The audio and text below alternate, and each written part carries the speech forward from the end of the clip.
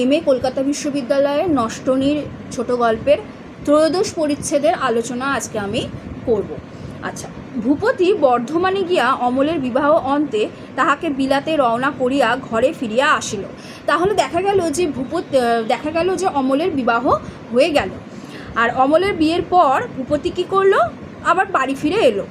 নানা দিক হইতে ঘা খাইয়া বিশ্বাসপরায়ণ ভূপতির মনে বহিঃসংসারের প্রতি একটা বৈরাগ্যের ভাব আসিয়াছিল।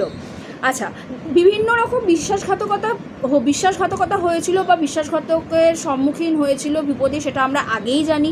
এবং সেই সব নিয়ে সে ভীষণভাবেই কিন্তু নিজের মনে আপসেট ছিল এবং সে বহিঃসংসারের প্রতি তার বৈরাগ্যের ভাব চলে এসেছিল। বলতে তার একটা বৈরাগ্য ভাব বলতে সংসার থেকে বিচ্ছিন্ন হওয়ার একটা মানসিকতা, এইটাকে বলা হয়।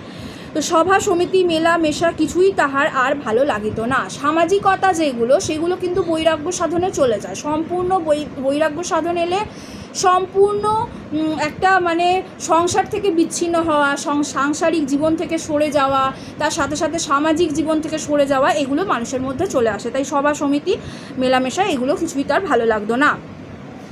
মনে হইল এইসব লইয়া আমি এতদিন কেবল নিজেকেই ফাঁকি দিলাম। মনে হলো এইসব নিয়ে কেবল আমি নিজেকে ফাঁকি দিলাম, যেটা ভূপতির মনের দ্বন্দ্ব।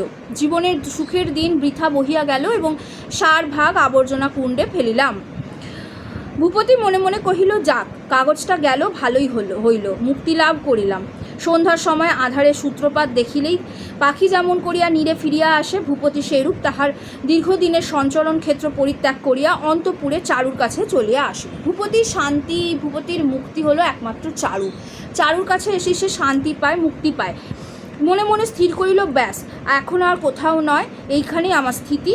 যে কাগজের জাহাজটা লইয়া সমস্ত দিন খেলা করিতাম সেটা ডুবিল, এখন ঘরে চলি। ও কাগজপত্র এখন ভুলে গেল এবং সে চারুর কাছে ফিরে এলো। বোধ করি ভূপতির একটা সাধারণ সংস্কার ছিল, স্ত্রীর উপর অধিকার কাহাকেও অর্জন করিতে হয় না। স্ত্রী ধ্রুবতারার মতো নিজের আলো নিজেই জ্বালাইয়া রাখে, হাওয়ায় নেবে না, তেলের অপেক্ষা রাখে না। বাহিরে যখন ভাঙচুর আরম্ভ হইল তখন অন্তঃপুরে কোনো খিলানে ফাটল ধরিয়াছে কিনা তাহা একবার পরখ করিয়া দেখার কথাও ভূপতির মনে স্থান পায় না। এখানে ভূপতির তার স্ত্রীর প্রতি অবাধ ভালোবাসা ও বিশ্বাসটা হলো আসল। এই প্যারাগ্রাফটার মধ্যে দিয়ে ওই স্ত্রীর প্রতি যে বিশ্বাসটা আছে ভূপতির, সেইটা ফুটে উঠল। ভূপতি সন্ধ্যার সময় বর্ধমান হইতে বাড়ি ফিরিয়া আসিল। তাড়াতাড়ি মুখ হাত ধুইয়া সকাল সকাল খাইল। অমলের বিবাহ ও বিলাতযাত্রার আদ্যপান্ত বিবরণ শুনিবার জন্য স্বভাবতই চারু একান্ত উৎসুক হইয়া আছে। স্থির করিয়া ভূপতি আজ কিছুমাত্র বিলম্ব করিল না। ভূপতি শোবার ঘরে বিছানায় গিয়া শুইয়া গুড়গুড়ির সুদীর্ঘ নল টানিতে লাগিল। অর্থাৎ হুঁকোর, গুড়গুড়ি নল, সেই আগেকার দিনে যেমন থাকতো, সেই নল দিয়ে থাকে, হুঁকো টানা, গুড়গুড়ি নল বলা হয়। ওটা ভূপতি রিল্যাক্সে গুড়গুড়ির সুদীর্ঘ নল টানিতে লাগিল। চারু এখনও অনুপস্থিত বোধ করি গৃহকার্য করিতেছে। দেখো, এখানে ভূপতি কি করছে, ভূপতির কাজকর্ম এখানে দেখানো হচ্ছে, তার সাথে সাথে চারু কি করছে। চারু সেখানে ছিল না, তার গৃহকার্যে ব্যস্ত ছিল। তামাক পুড়িয়া শ্রান্ত ভূপতির ঘুম আসিতে লাগিল। ক্ষণে ক্ষণে ঘুমের ঘোর ভাঙিয়া চমকিয়া জাগিয়া উঠিয়া সে ভাবিতে লাগিল, এখনও চারু আসিতেছে না কেন। সে ভাবছে যে চারু কেন আসছে না, চারুর কথাই সে সবসময় ভাবতে থাকে। অবশেষে ভূপতি থাকিতে না পারিয়া চারুকে ডেকে পাঠালো। ভূপতি জিজ্ঞাসা করিল, চারু, আজ যে এত দেরি করলে? বলছে, চারু, তুমি দেরি করলে কেন? চারু তাহার জবাবদিহি না করিয়া কহিল, হ্যাঁ, আজ দেরি হয়ে গেল। চারুর আগ্রহপূর্ণ প্রশ্নের জন্য ভূপতি অপেক্ষা করিয়া রহিল। চারু কোনো প্রশ্ন করিল না। ইহাতে ভূপতির কিছু ভূপতি কিছুটা ক্ষুণ্ণ হলো। চারুর কিছু কিছু ব্যবহার ছিল যেগুলো ভূপতি ক্ষুণ্ণ হতো, যেগুলোতে। তবে কি চারু অমলকে ভালোবাসে না? অমল যতদিন উপস্থিত ছিল ততদিন চারু তাহাকে লইয়া আমোদ আহ্লাদ করিত, আর যেই চলিয়া গেল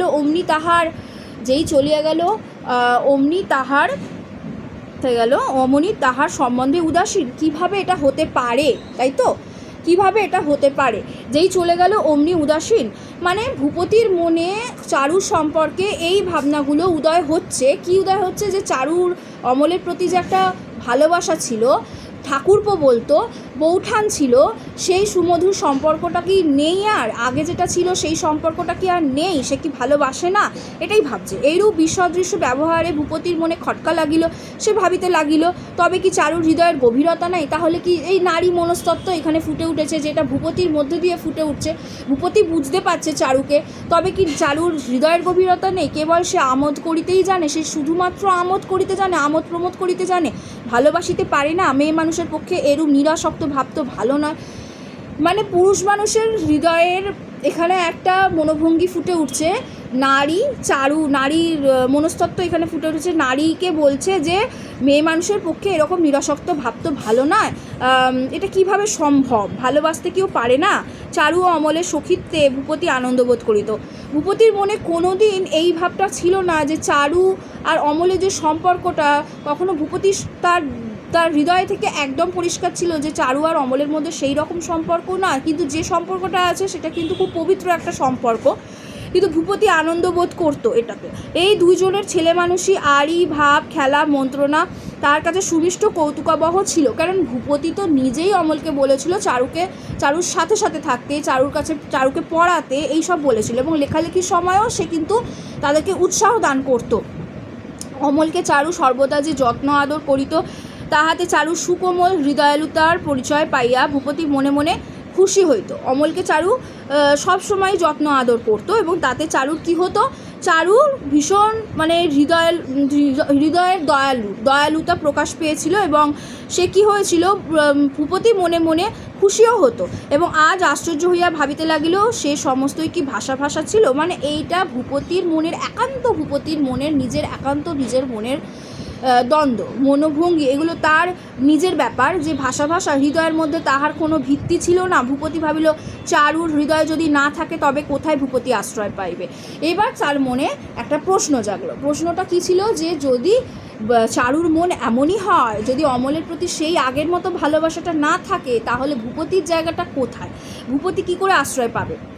অল্পে অল্পে পরীক্ষা করিবার জন্য ভূপতি কথা পারিল, চারু তুমি ভালো ছিলে তো, তোমার শরীর খারাপ নেই? যাই হোক, অল্প অল্পে পরীক্ষা করিবার জন্য ভূপতি কথাটা পারলো, বলল, চারু তুমি ভালো ছিল তো, তোমার শরীর খারাপ নেই? চারু সংক্ষেপে উত্তর করিল, ভালোই আছি। ভূপতি বলল, অমলের তো বিয়ে চুকে গেল। অমলের বিয়ে দিয়ে ভূপতি ফিরে এসেছে তাকে বিদেশে পাঠানোর পর। এই বলিয়া ভূপতি চুপ করিল। চারু তৎলোকচিত একটা কোনো সঙ্গত কথা বলিতে অনেক চেষ্টা করিল, কোনো কথাই বাহির হইল না। সে আড়ষ্ট হইয়া রহিল। ভূপতি স্বভাবতই কখনো কিছু লক্ষ্য করিয়া দেখে না, কিন্তু অমলের বিদায় শোক তাহার নিজের মনে লাগিয়া আছে বলিয়াই চারুর ঔদাসীন্য তাহাকে আঘাত করিল। আচ্ছা, এটা ভূপতি বুঝলো যে যেহেতু অমল চলে গেছে সেই কারণে চারু হয়তো উদাসীন হয়ে গেছে, যেটা ভূপতির হৃদয়ে আঘাত করলো। তাহার ইচ্ছা ছিল সমবেদনায় ব্যথিত চারুর সঙ্গে অমলের কথা আলোচনা করিয়া সেই হৃদয়ভাব লাঘব করিবে। সে চাইছিল কি, চারুর সাথে দুদণ্ড কথা বলতে, যে অমল চলে গেছে সেই মনের কথা, এগুলো হচ্ছে স্বামী স্ত্রীর মধ্যে কথা, এগুলো হচ্ছে যে অমল চলে গেছে, কিন্তু সেখানে থার্ড পার্সন থাকছে, অমল এগুলো হচ্ছে অমল চলে গেছে, সেই জন্য তোমার কি মনে দুঃখ, তুমি একা হয়ে গেছো, আমি তোমার সাথে আছি, এবং এগুলো হচ্ছে মানে ভেতরে মানে আন্ডারস্ট্যান্ডিং, বোঝাপড়া, যাকে বলে বোঝাপড়া। তো হৃদয় বাবা লাঘব করিবে ভূপতি, মেয়েটিকে দেখতে বেশ, চারু ঘুমোচ্ছ? চারু কহিল, না। ভূপতি কহিল, বেচারা অমল একলা চলে গেল। যখন তাকে গাড়িতে উঠিয়ে দিলুম, সে ছেলে মানুষের মতো কাঁদতে লাগলো। দেখে এই বুড়ো বয়সে আমি আর চোখের জল রাখতে পারলুম না। গাড়িতে দুজন সাহেব ছিল, পুরুষ মানুষের কান্না দেখে তাদের ভারী আমোদ বোধ হলো। কিছু নেই এখানে তেমন। নির্বাণ দ্বীপ শয়নঘরের বিছানার অন্ধকারের মধ্যে চারু প্রথমে পাশ ফিরিয়া শুইল, তাহার পর হঠাৎ তাড়াতাড়ি বিছানা ছাড়িয়া চলিয়া গেল। ভূপতি চকিত হইয়া জিজ্ঞাসা করিল, চারু অসুখ করেছে? কোনো উত্তর না পাইয়া সেও উঠিল। পাশের বারান্দা হইতে চাপা কান্নার শব্দ শুনিতে পাইয়া স্রস্ত পদে গিয়া দেখিল চারু মাটিতে পড়িয়া উপুর হইয়া কান্না রোধ করিবার চেষ্টা করিতেছে। মানে চারুর ভীষণ কষ্ট হচ্ছে, অমলে চলে যাওয়ায় সে ভীষণ ব্যথিত, এবং এরূপ দুরন্ত শোকোচ্ছ্বাস দেখিয়া ভূপতি আশ্চর্য হইয়া গেল। ভাবিল, চারুকে কি ভুল বুঝিয়াছিলাম? চারুর স্বভাব এতই চাপা যে আমার কাছেও হৃদয়ের কোনো বেদনা প্রকাশ করিতে চাহে না। মানে ভূপতির মনে এই প্রশ্নগুলো আসছে যে চারু কেন তার বেদনা প্রকাশ করতে পারছে না। যাহাদের প্রকৃতি এইরূপ তাহাদের ভালোবাসা সুগভীর এবং তাহাদের বেদনা অত্যন্ত বেশি। এইখানটা খুব সুন্দর। দেখো, যাহাদের প্রকৃতি এইরূপ, কীরকম প্রকৃতি, হৃদয়ের বেদনা প্রকাশ করতে চাইছে না কে, চারু, এটাই হচ্ছে তাদের স্বভাব, হ্যাঁ, চাপা স্বভাবের। যাহাদের প্রকৃতি এইরূপ তাহাদের ভালোবাসা হয়তো সুগভীর হতে পারে, ভালোবাসা সুগভীর, কারণ যারা প্রকাশ করতে পারে না তাদের ভালোবাসা সুগভীর হয় এবং তাহাদের বেদনাও অত্যন্ত বেশি, তারা কষ্টও পায় বেশি, এটা ঠিক কথা। আর যারা প্রকাশ করতে পারে তারা কিন্তু কষ্টটা তাদের লাঘব হয়, অনেকটা লাঘব হয়ে যায়।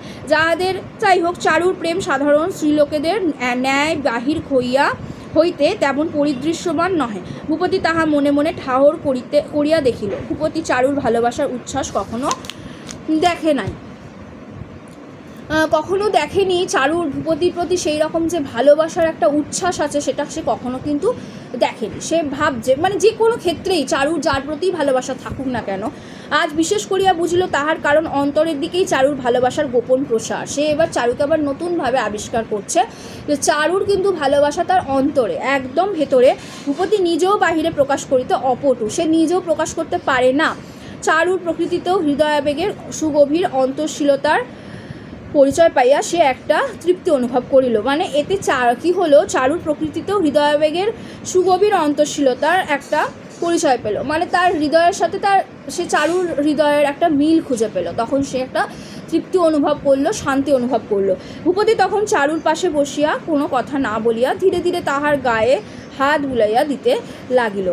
কি করিয়া সান্ত্বনা করিতে হয় ভূপতির তাহা জানা ছিল না, ইহা সে বুঝিল না। শোককে যখন কেহ অন্ধকারে কণ্ঠ চাপিয়া হত্যা করিতে চাহে তখন সাক্ষী বসিয়া থাকিলে ভালো লাগে না। এখানটা খুব সুন্দর কথা। শোককে যখন কেহ অন্ধকারে কণ্ঠ চাপিয়া হত্যা করিতে চাহে তখন সাক্ষী বসিয়া থাকিলে ভালো লাগে না। কাউকে হত্যা করার সময় যদি সেখানে কোনো সাক্ষী থেকে যায় তাহলে কিন্তু সেটা কিন্তু ভালো জিনিস ব্যাপার নয়। যা হত্যা করার সময় কিন্তু সাক্ষী না থাকাই ভালো। যাই হোক, এখানে যে সূক্ষ্ম দার্শনিকতা, যে মনস্তত্ত্ব এখানে ফুটে উঠেছে, আশা করি বুঝতে পেরেছো তোমরা। নষ্টনীর ছোট গল্পটা আমি এইভাবে পর্বে পর্বে ভাগে কেন বোঝাচ্ছি, দেখো, এত বড় গল্প আমি আলোচনা যদি করে থাকি, তোমাকে পুরো গল্পটা ভালো করে পড়ে যদি আলোচনাই করতে হয়, সেইভাবে আলোচনায় যদি আসি, পুরোটা বুঝতে হবে। পুরোটা বোঝার জন্য তো পরিচ্ছেদগুলো পড়তে হবে, কারণ প্রত্যেকটা পরিচ্ছেদে কিছু না কিছু আছে মেসেজ। সেই মেসেজগুলোকে একত্রিত করে কিন্তু সবটা মানে বোঝানো সম্ভবপর ছিল না। সেই কারণেই আমার এই সিদ্ধান্ত নেওয়া যে একটা ক্লাসে আমি সম্পূর্ণ গল্পটার আমি আলোচনা দেব না। কেননা এখানে এবং আলোচনা করতে করতে আমি তোমাদের প্রশ্নোত্তরও আলোচনা করে দিতে পারবো যখন তোমাদের লেন্দি কোয়েশ্চেনগুলো হবে। যেমন দেখো, এখানে ত্রয়োদশ পরিচ্ছেদে ধরো দিল যে এখান থেকে সভা সমিতি মেলামেশা কিছুই তাহার ভালো লাগিত না। কার কথা বলা হয়েছে এখানে? তো ভূপতির কথা বলা হয়েছে। কেন এ কথা বলা হয়েছে? কোন পরিচ্ছেদের অংশ? কেন বলা হয়েছে? ভূপতির সাথে যে বিশ্বাসঘাতকতা হয়েছিল তার মনের নানা রকম দ্বন্দ্বের কথা এখানে উঠে আসছে। এই ব্যাপারগুলো, ভূপতির চরিত্রটাকে আমরা এখান থেকে কিন্তু পাচ্ছি। এখান থেকে আমরা অনেকটা ভূপতি কিন্তু ক্লিয়ার হচ্ছে। ভূপতি কেমন, চারুকে এতদিন আমরা দেখেছি এবং চারুকেও ভূপতির মধ্য দিয়ে আমরা পাচ্ছি। ভূপতির মধ্য দিয়ে কিন্তু অনেকটা চারুকে পাচ্ছি, যেটা ভূপতির মন বোঝা যাচ্ছে। তাহলে ভূপতি, এখানে যদি ভূপতির চরিত্র আসে তাহলে কিন্তু অবশ্যই এই পরিচ্ছেদে, ত্রয়োদশ পরিচ্ছেদে ভূপতির মনে মানে চারু সম্পর্কে ভূপতির কী মানসিকতা সেটাকে তুলে ধরতে হবে। চারু তো আসবেই, এই টেস্টটা ভূপতি না চারুকে নিয়ে কি ভাবে বা তাকে সান্ত্বনা দিল শেষ পর্যন্ত, এই ব্যাপারগুলো মানে ভীষণ কিন্তু সূক্ষ্ম এবং এগুলো কিন্তু তুলে ধরতে হবে, ভূপতির চরিত্রের মধ্যে দিয়ে উঠে আসবে। আর অমলের কথা, এখানে অমলের আর কোনো ব্যাপার নেই। এবার চারু আর ভূপতি, এবার আছে চারু আর ভূপতি, যেখানে ভূপতিকে গল্পকথক তুলে ধরছেন ভূপতি কেমন মানসিকতা। এবার কাহিনী যত এগিয়ে যাবে তত বোঝা যাবে কি বলতে চাইছে। আচ্ছা, আমি আর একটা ছোট, এর পরের পরিচ্ছেদটা খুবই ছোট আছে, সেই কারণে এটা আজকেই আলোচনা করে দিচ্ছি।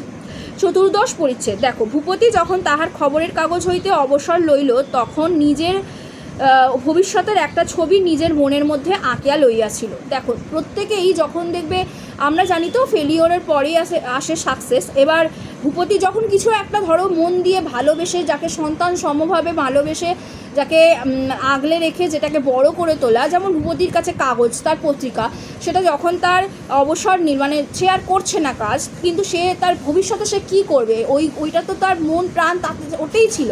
ভবিষ্যতে সে কী করবে তার একটা ছক সে বেঁধে নিল, ঠিক আছে। প্রতিজ্ঞা করিয়াছিল যে কোনো প্রকার দুরাশা দুশ্চেষ্টায় যাইবে না, চারুকে লইয়া পড়াশোনা ভালোবাসা এবং প্রতিদিনের ছোটোখাটো গার্হস্থ কর্তব্য পালন করিয়া চলিবে। সে এবার সংসারী হতে চাইছে, এখানে ভূপতি সাংসারিক জীবনে ফিরতে চাইছে চারুকে নিয়ে। দেখো, মনে করিয়াছিল সে যখন যে সকল ঘোর সুখ সবচেয়ে সুলভ অথচ সুন্দর, সর্বদাই নাড়াচাড়ার যোগ্য অথচ পবিত্র নির্মল, সেই অসহজলভ্য সুখগুলির দ্বারা তাহার জীবনের গৃহকোণটিতে সন্ধ্যা প্রদীপ জ্বালাইয়া নিভৃত শান্তির অবতারণা করিবে। সে মনে করেছিল যে তার মনে এটাই শান্তি, সে একটা সন্ধ্যা প্রদীপ জ্বালাবে তার হৃদয়ে, যেটা সর্বদাই প্রজ্বলিত থাকবে এবং তার সেটা সাংসারিক সুখ, তার চারুকে নিয়েই তার সমস্ত সুখ এবং শান্তি। হাসি, গল্প, পরিহাস, পরস্পরের মনোরঞ্জনের জন্য প্রত্যহ ছোটোখাটো আয়োজন থাকবে, ইহাতে অধিক চেষ্টা আবশ্যক হয় না, অথচ সুখ অপর্যাপ্ত হইয়া ওঠে। সত্যি এটা ছোট্ট একটা কিন্তু নীড় গড়ে উঠছে। দেখো, একটা ছোট্ট একটা বাসা যাকে বলে আশ্রয়, যেটা হচ্ছে ভূপতি কাকে আশ্রয় করে তার নীড়টা গড়ে তুলছে, চারুকে। সম্পূর্ণ তার হৃদয় জুড়ে যেন চারু থাকে, সে সেটাই চাইছে এবং এটা খুব সুন্দর একটা নীড় গড়ে ওঠা। কার্যকালে দেখিল যে সহজ সুখ সহজ নয়। এই সহজ সুখ সহজ নয়, এই কথাটা কিন্তু খুব ইম্পর্ট্যান্ট, এখান থেকে প্রশ্ন আসে। এই কথাটা তুলে দিল, এটা কোন পরিচ্ছেদের অংশ দিয়ে দিল এবং কেন বলা হয়েছে মর্মার্থ বুঝিয়ে দাও, এমন প্রশ্ন আসতে পারে। সহজ সুখ সহজ মোটেও নয়, সুখ যতটাকে সহজ মনে হয় সেটা কিন্তু সহজ মোটেও নয়। যাহা মূল্য দিয়া কিনিতে হয় না, তাহা যদি আপনি হাতের কাছে না পাইয়া যায়, তবে তার কোনো মতেই কোথাও খুঁজিয়া পাইবার উপায় থাকে না। এইখানটা কিন্তু খুব সুন্দর, এইখানটা প্রশ্ন আসে, যাহা মূল্য দিয়া কিনিতে হয় না, তাহা যদি আপনি হাতের কাছে না পাওয়া যায়, তবে আর কোনো মতেই কোথাও খুঁজিয়া পাইবার উপায় থাকে না। মানেটা কি এখানে? মূল্য, এই যে আমি প্রশ্নটা বললাম, এই প্রশ্নটা তো উক্তি তুলে দিতে পারে। এবার বলছে মূল্য দিয়ে যেটা কিনতে হয় না, আমি মূল্য দিয়ে কিনছি না, তা যদি আপনি হাতের কাছে না পাওয়া যায়, আমার হাতের কাছে আছে, অত সেটা তো মূল্য দিয়ে তাহলে কিনবো না, কিন্তু আমার হাতের কাছে পাচ্ছি না আমি সেটা, তাহলে আর কোনো মতেই কোথাও খুঁজে পাবো না। বুঝতে পেরেছো?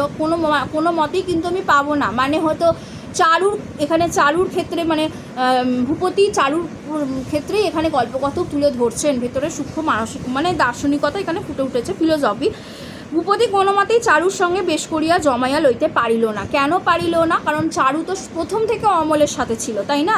ভূপতির সাথে সেই যে নতুন সূর্যোদয়ের মতো যে সম্পর্কটা, সেই সম্পর্কটা যদি থাকে প্রত্যেকটা দাম্পত্যে, এই যে নতুন যে সম্পর্ক প্রথম যে গড়ে ওঠা, ওটা হচ্ছে আসল যে নীড়, সেটা থেকেই তো আস্তে আস্তে সম্পর্কটা এগোয়, তাই না? এবং সেটাই হচ্ছে বাঁধনটা অটুট থাকে এবং সেটাই শক্ত ও মজবুত হয়। সেইখানটাই ওদের আলগা ছিল, মানে প্রথম যে সেখানেই ওরা পরিচিত হয়ে গেছে, পুরনো পরিচিত। কেন পুরনো পরিচিত হবে? নতুন থাকবো, নতুন পরিচিত, তো সেই ক্ষেত্রটা ওদের ক্ষেত্রে কিন্তু ছিল না। সেই জন্য ভূপতির কিন্তু এই ব্যাপারটা কিন্তু তার ক্ষেত্রে ঘটেনি, যেটা কিন্তু কে বলছেন? এটা রবীন্দ্রনাথ ঠাকুর বলছেন এবং ওনার কিন্তু পার্সোনাল লাইফে এটা ঘটেছিল, ব্যক্তিগত লাইফে তিনি কিন্তু ওনার ব্যক্তিগত জীবন দেখতে গেলে কিন্তু এই রকম ব্যাপারগুলো ওনার সাথে ঘটেছিল। তো এক সময় তিনি চেয়েছিলেন মৃণালিনী দেবীকে, কিন্তু সেইভাবে তিনি হয়তো পেতে পারেননি। যাই হোক, ভূপতি কোনো মতেই চারুর সঙ্গে বেশ করিয়া জমাইয়া লইতে পারিল না। ইহাতে সে নিজেকেই দোষ দিল। ভাবিল 12 বৎসর কেবল খবরের কাগজ লিখিয়া স্ত্রীর সঙ্গে কি করিয়া গল্প করিতে হয় সে বিদ্যা একেবারে খোয়াইয়াছি।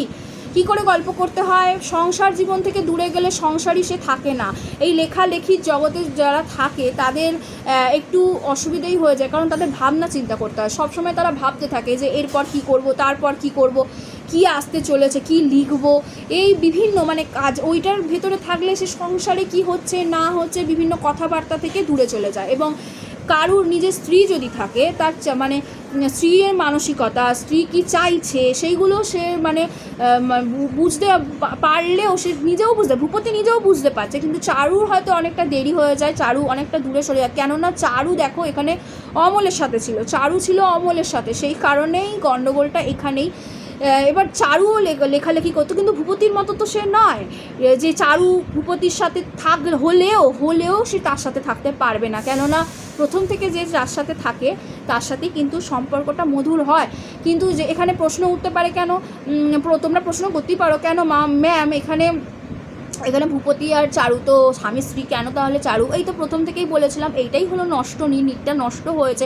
আর বোঝাপড়ার অভাব ছিল দুজনের মধ্যে, একটা মানে স্যাটিসফ্যাকশান যেটা বলা হয়ে থাকে, সেই যে মানে একটা ভেতরে মানসিক যেটা কল্পকথনে বলতে চাইছেন সাইকোলজিক্যাল ব্যাপার, সেই ব্যাপারগুলো এখানে ঘটছে। এখানে দেখো নিজেকে দোষ দিল, ভাবিল 12 বৎসর কেবল খবরের কাগজ লিখিয়া স্ত্রীর সঙ্গে কী করিয়া গল্প করিতে হয় সে বিদ্যা একেবারেই খোয়াইয়াছি। সত্যি কিভাবে কথা বলবে বউয়ের সাথে সে বুঝতে পারছে না। সন্ধ্যাদীপ জ্বালিতেই ভূপতি আগ্রহের সহিত ঘরে যায়। সে দুই একটা কথা বলে, চারু দুই একটা কথা বলে, তারপরে কি বলিবে ভূপতি কোনো মতেই ভাবিতে পারে না। মানে কি কথা বলবে? সন্ধ্যা প্রদীপ জ্বালালো, ধরো ছোটো দু একটা কথা বলে ব্যাস হয়ে গেল। এইভাবে কথা তো কোনো স্বামী স্ত্রীর মধ্যে হতে পারে না। সেইখানে সেই নীরটা কি আর সেই নীর থাকে? এবার দেখো নিজের এই অক্ষমতায় স্ত্রীর কাছে সে লজ্জাবোধ করিতে থাকে। কি কথা বলবে সে বুঝতে পারে না, তাই সে লজ্জাবোধ করতে থাকে। স্ত্রীকে লইয়া গল্প করা সে এতই সহজ মনে করিয়াছিল, অথচ মূঢ়ের নিকট ইহা এতই শক্ত। মানে সে বলছে যে স্ত্রীকে লইয়া গল্প করা সে এতই সহজ মনে করিয়াছিল, সে ভেবেছিল চারুকে নিয়ে ভালোই তার সময় কাটবে, সে গল্প করবে, সহজ মনে করেছিল। কিন্তু চারুর প্রকৃতি তো হয়ে গিয়েছিল অন্য, সে পায়নি চারুকে সেভাবে, সেই কারণে মূঢ়ের নিকট ইহা কিন্তু এতটাই শক্ত। সভাস্থলে বক্তৃতা করা ইহার চেয়ে সহজ। মানে শক্ত শক্ত কাজগুলো এক্ষেত্রে সহজ হয়ে যাচ্ছে, অথচ ছোট ছোট কাজগুলো এই ক্ষেত্রেই হচ্ছে এই ব্যাপারগুলো অনেকের জীবনে, কিন্তু আমরা বলি না যে রবীন্দ্রনাথ ঠাকুর আমাদের জীবনের সাথে পরতে পরতে জড়িয়ে আছে। সত্যি আমাদের জীবনে কিন্তু পরতে পরতে জড়িয়ে আছে। অনেক মানুষের জীবন দেখতে গেলে যারা হয়তো এই ধরনের, যারা চারু, যারা ভূপতি, যারা অমল হয়, যারা ভূপতি হয়, ভূপতির মানসিকতা যারা হয়ে থাকে তারা, বা চারুর মানসিকতা যারা হয়ে থাকে, তাদের কিন্তু সংসারে একটু অসুবিধেই হয়ে যায়। কেন অসুবিধে হয় বলো তো? এই কারণে অসুবিধে হয়ে থাকে। দু একটা কথার কিন্তু কখনো একটা সংসার গড়ে উঠতে পারে না, যেখানে অনেক কথার দরকার পড়ে। অনেক কথা না হলে একটা সংসার গড়ে ওঠে না, যেখানে অনেক কিছু থাকে। তো সেটা অনেকটা শক্ত হয়ে গেল সোজা ব্যাপারটা, আর শক্ত ব্যাপারটা সোজা হয়ে গেল। যে সন্ধ্যাবেলাকে ভূপতি হাস্যে কৌতুকে প্রণয়ে আদরে রমণীয় করিয়া তুলিবে কল্পনা করিয়াছিল, সেই সন্ধ্যাবেলা কাটানো তাহাদের পক্ষে সমস্যার স্বরূপ হইয়া উঠিল। ভীষণ সমস্যা হয়ে উঠিল। কিছুক্ষণ চেষ্টাপূর্ণ মৌনের পর ভূপতি মনে করে উঠিয়া যায়, কিন্তু উঠিয়া গেলে চারু কি মনে করিবে এই ভাবিয়া উঠিতেও পারে না। চারু ভাবছে যে আমি যদি চলে যাই তাহলে কেন, চারু কি ভাববে, এটাও মানে চারু কি ভাববে সেটা ভূপতির প্রতি তার মানসিকতা কি সেটা ভূপতি বুঝতে পারছে না। এতদিন ধরে সে অমলের সাথে দেখেছে, ভালো লেগেছে, সব কিছু হয়েছে, কিন্তু হঠাৎ করে তার চারুর প্রতি ভূপতির মানসিকতাটা কেমন, মানে চারু তার প্রতি কি, তার জন্য কি ভাবে, কি মানে ভাবনা পোষণ করে, এইগুলো ভূপতি কিন্তু বুঝতে পারছে না, বুঝে উঠতে পারছে না, সেইভাবে সে চারুর সাথে থাকতে পারছে না। এবার দেখো বলে চারু তাস খেলবে। চারু কোনোদিন তাস যদি খেলেও থাকে সেটা অমলের সাথে খেলেছে, অমলের সাথে খেলেই তার কিন্তু শান্তি, কিন্তু ভূপতির সাথে খেলেনি। চারু অন্য কোনো গতি না দেখিয়া বলে আচ্ছা। চারু ভাবে আচ্ছা বলিয়া অনিচ্ছাক্রমে তাস পাড়িয়া আনে। তার ইচ্ছা থাকে না, তাও সে তাস পেরে আনে, সেটাও হয়তো ভূপতি বুঝতে পারে। নিতান্ত ভুল করিয়া অনায়াসেই হারিয়া যায়, সে খেলায় কোনো সুখ থাকে না। যখন অমল ছিল তখন কিন্তু চারু জেতার জন্য চেষ্টা করতো, কিন্তু এক্ষেত্রে কিন্তু চারু নিজের থেকেই হেরে যাচ্ছে, যেখানে কিন্তু খেলায় সুখ থাকে না। যে খেলায় দেখবে হার জিত থাকে সেখানে কিন্তু খেলে সুখ আছে, কিন্তু যে খেলায় কোনো হার জিত নেই, আমি এমনি হেরে গেলাম তোমাকে জেতানোর জন্য, সেই খেলায় কিন্তু সুখ থাকে না। আর যার সাথে খেলছি তার সাথেও আমার মনটা কিন্তু মিল হয় না। যাই হোক, ভূপতি অনেক ভাবিয়া একদিন চারুকে জিজ্ঞাসা করিল, চারু মন্দাকে আনিয়া নিলে হয় না, তুমি নিতান্ত একলা পড়েছো। এবার ভূপতি বলছে মন্দাকে আনবে, মন্দাকে চারু যাকে সহ্যই করতে পারতো না সেই মন্দাকে নিয়ে আসবে। চারু মন্দার নাম শুনিয়াই জ্বলিয়া উঠিল, বলিল না মন্দাকে আমার দরকার নাই। ভূপতি হাসিল, মনে মনে খুশি হইল। সাধ্বীরা সেখানে সতী ধর্মের কিছুমাত্র ব্যতিক্রম দেখে সেখানে ধৈর্য রাখিতে পারে না। সাধ্বীরা যেখানে সতী ধর্মের কিছুমাত্র ব্যতিক্রম দেখে সেখানে ধৈর্য রাখিতে পারে না। মানে সতী সাধ্বীর স্ত্রীর কথা বলা হয়েছে। সতী ধর্মের কিছুমাত্র ব্যতিক্রম থাকলে ধৈর্য রাখতে পারছে না। বিদ্বেষের প্রথম ধাক্কা সামলাইয়া চারু ভাবিল মন্দা থাকিলে সে হয়তো ভূপতিকে অনেকটা আমোদে রাখিতে পারিবে। ভূপতি তাহার নিকট, এবার চারুর মানসিকতা দেখো, চারু সবসময় ভাবে ভূপতিকে কী করে আমোদে রাখা যাবে, সেও চাইছে তার নিকটা একটু ঠিক মতো গড়ে উঠুক, হ্যাঁ রাখতে পারবে। ভূপতি তাহার নিকট, এইটা কিন্তু আবার একটা পরিচ্ছেদে আমরা দেখেছিলাম আগের পরিচ্ছেদে, যে চারু ভাবছে যে ভূপতি কি কথা বলবে সেটা প্র্যাকটিস করছে, মানে ও ভাবছে আগে থেকে যে ভূপতির সাথে ও কী কথা বলবে। এবার যখন সে অমলকে পেলো তখন ও ভুলেই গেল কী কথাগুলো বলবে ভেবেছিল, মানে খুব ভাবতে হয় যে ভূপতির সাথে ও কী কথা বলবে। আচ্ছা যাই হোক, এটা কোনো স্বামী স্ত্রীর মধ্যে খুব একটা হয় না, যে সম্পর্কগুলো যে সংসারগুলো খুব সুন্দর, মানে এই রকম ধরনের সংসার যেগুলো নয়, বুঝতে পেরেছ। ভূপতি তাহার নিকট হইতে যে মনের সুখ চায় সে তাহা কোনো মতে দিতে পারিতেছে না, ইহা চারু অনুভব করিয়া পীড়া বোধ করিতেছিল। ভূপতি জগৎ সংসারের আর সমস্ত ছাড়িয়া একমাত্র চারুর নিকট হইতে তাহার জীবনের সমস্ত আনন্দ আকর্ষণ করিয়া লইতে চেষ্টা করিতেছে। ভূপতি জগৎ সংসারের আর সমস্ত ছাড়িয়া একমাত্র চারুর নিকট হইতেই তাহার জীবনের সমস্ত আনন্দ আকর্ষণ করিয়া লইতে চেষ্টা করিতেছে। এখানে কিন্তু ভূপতির ভুল, জানো তো কিসের ভুল জানো, ও চাইছে জগৎ সংসারে আর সব কিছু তুচ্ছ হয়ে যাক চারুর কাছে, চারুর কাছেই সে সমস্ত, আবার অনেকটা কিন্তু ঠিকও বলবো, কেননা সে চারুকেই সব কিছু, মানে সব কিছু সময় চারুকেই দিতে চাইছে, কিন্তু যেটা আগে তার দেওয়া উচিত ছিল সেটা দেয়নি। নীরটা নষ্ট হতে হতেই নষ্টই হতে থাকে, নীর আবার কখনো গড়ে তুলতে গেলে চারুকে তো সেই আগের মতো হতে হবে না, যেটা কিন্তু হওয়া সম্ভব নয়, কেননা চারুর জীবনে অমল ছিল এতদিন, সেই যদি তাকে আগের মতো হতে হয় তাহলে সেই জায়গাটা পূরণ করবে কে, অমলের জায়গাটা পূরণ করবে কি, সেটা কি ভূপতি পারবে? সেটা পারবে না। তো দেখো এখানে সেটাই বলছে যে সমস্ত আনন্দ আকর্ষণ করিয়া লইতে চেষ্টা করিতেছে। এই একাগ্র চেষ্টা দেখিয়া ও নিজের অন্তরের দৈন্য উপলব্ধি করিয়া চারু ভীত হইয়া পড়িয়াছিল, মানে সে অন্তরের দৈন্য উপলব্ধি, চারু নিজেকে দৈন্যতায় দেখতে পেল, বলছে নিজের মনের দৈন্যতা, যে সে ভূপতিকে আমোদে রাখতে আনন্দে রাখতে পারছে না, দৈন্যতা আছে, তখন সে ভীত ভয় পেল।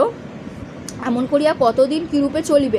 ভূপতি আর কিছু অবলম্বন করে না কেন, ভূপতি আর কিছু অবলম্বন করে না কেন, আর একটা খবরের কাগজ চালায় না কেন। ও এবার ভাবছে যে ভূপতি কেন আর একটা খবরের কাগজ নিয়ে পড়াশোনা বলছি, খবরের কাগজে সে লিখছে না কেন, চালাচ্ছে না কেন, সম্পাদকীয়তে থাকছে না কেন, সম্পাদক হতেই পারে। এমন করিয়া কতদিন কীরূপে চলিবে। ভূপতি আর কিছু অবলম্বন করেন, আর কিছুকে অবলম্বন করছে না কেন, তাতে তো সে ব্যস্ত থাকবে। আর একটা খবরের কাগজ চালায় না কেন। ভূপতির চিত্তরঞ্জন করিবার অভ্যাস এ পর্যন্ত চারুকে কখনো করিতে হয় নাই। ভূপতির চিত্তরঞ্জন করিবার অভ্যাস চারুকে চিত্তরঞ্জন করতে হতো না, ভূপতির তো ওইসব নিয়েই কর্তা নিজের কাজকর্ম নিয়েই ব্যস্ত ছিল, তাহলে চারুকে তো থাকতে হচ্ছে ভূপতিকে দেখার জন্য, তাহলে ভূপতির জন্য তাকে আলাদা করে আমাদের ব্যবস্থা করতে হচ্ছে, অর্থাৎ তাকে কথাবার্তা বলতে হবে, যেটা তার পক্ষে অনেকটা, চারুর পক্ষেও অনেকটা, মানে কি বলবো, ওই কথাবার্তাগুলো তার আসছে না, তার নিজের স্বামীর সাথেই আসছে না কথাগুলো। এই রকম একটা দাম্পত্য এখানে গড়ে উঠছে, যেখানে কথাবার্তা সেরকম মানে নেই। আচ্ছা এবার দেখো, ভূপতি চিত্তরঞ্জন করিবার অভ্যাস এ পর্যন্ত চারুকে কখনো করিতে হয় নাই।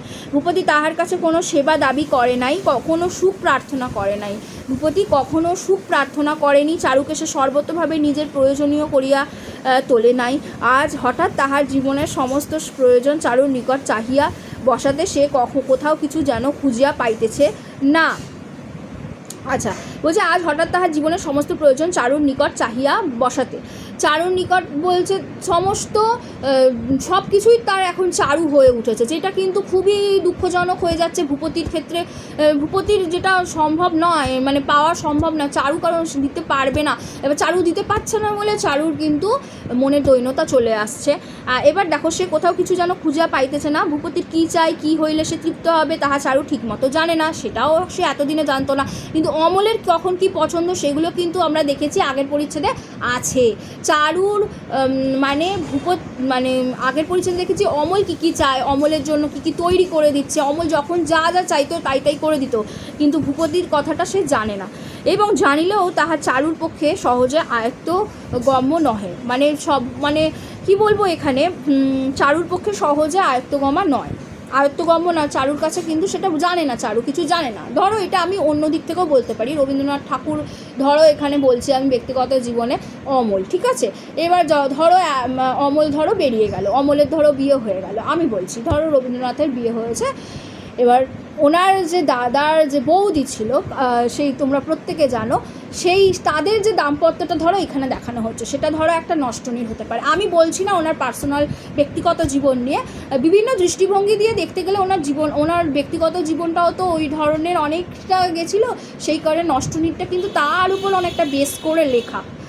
আশা করি বোঝাতে পারছি। যদি আমরা ভূপতিকে রবীন্দ্রনাথের চরিত্র যদি দেখি সেটাও আলাদা, আবার আমরা যদি দেখি অমলের চরিত্র সেটাও আলাদা, কিন্তু আমাদের অমলের চরিত্র দেখতেই বেশি ভালো লাগছে।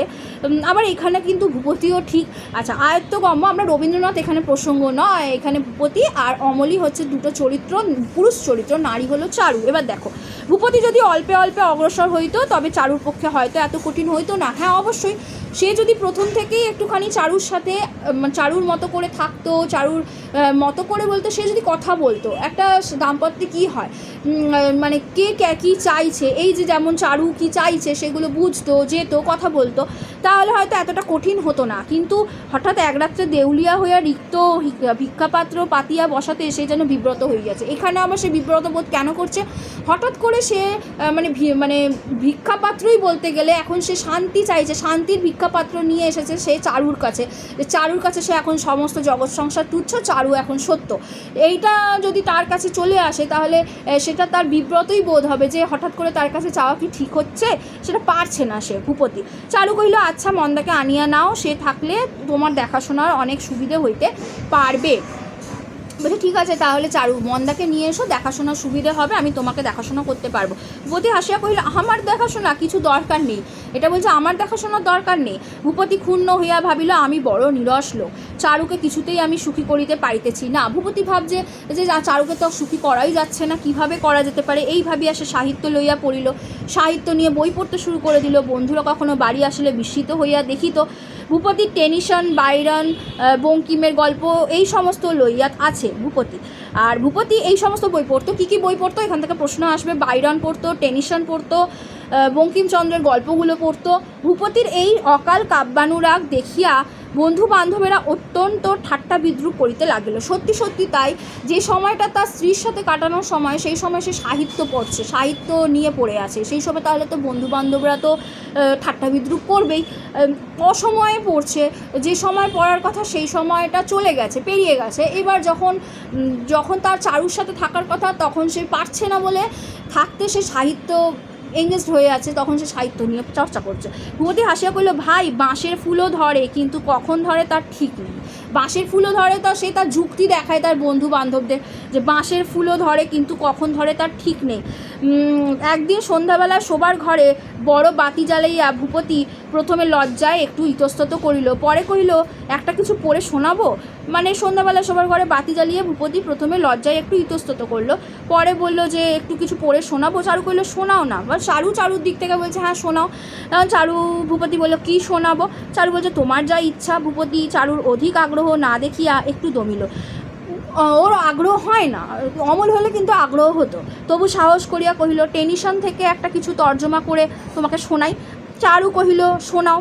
সমস্তই মাটি হইল। সংকোচ ও নিরুৎসাহে ভূপতির পড়া বাঁধিয়া যাইতে লাগিল। ঠিকমতো বাংলা প্রতিশব্দ জোগাইল না। সংকোচ হচ্ছে তার সামনে পড়তে। নিরুৎসাহে ভূপতির উৎসাহটাও তো নেই। চারু যে একটা খুব প্রবলভাবে শোনার ইচ্ছা প্রকাশ করেছে তাও তো না, জোগাইল না। চারুর শূন্য দৃষ্টি দেখিয়া বোঝা গেল সে মন দিতেছে না, চারুর মন নেই। আচ্ছা, সেই দীপালোকিত ছোট ঘরটি, সেই সন্ধ্যাবেলাকার নিভৃত অবকাশটুকু তেমন করিয়া ভরিয়া উঠিল না। সেই সময়টা, সেই সন্ধ্যার নিভৃত অবকাশটি, যে অবকাশটায় ওরা ছিল, যে সময়টা, সেটা ঠিকমতো পূরণ হলো না। ভূপতি আরও দুই একবার এই ভ্রম করিয়া অবশেষে স্ত্রীর সহিত সাহিত্য চর্চার চেষ্টা পরিত্যাগ করিল।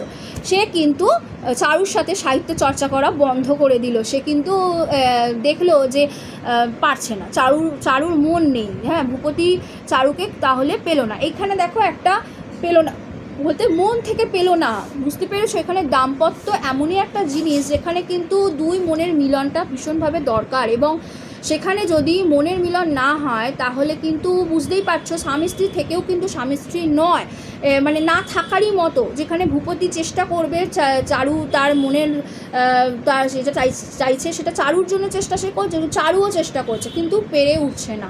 মাঝে যদি তৃতীয় ব্যক্তি এসে যায়, তৃতীয় ব্যক্তির আগমন, বুঝতে পেরেছো, তৃতীয় ব্যক্তির আগমন।